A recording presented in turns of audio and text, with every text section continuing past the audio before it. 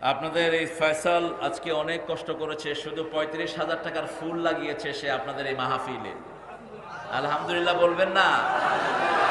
আমি তাকে বললাম এত টাকার ফুল না লাগালেই ভালো হতো, ৩৫,০০০ টাকা দিয়ে তো 10টা ফ্যামিলিরে তুমি 1 মাসের খাওয়ান দিতে পারতা।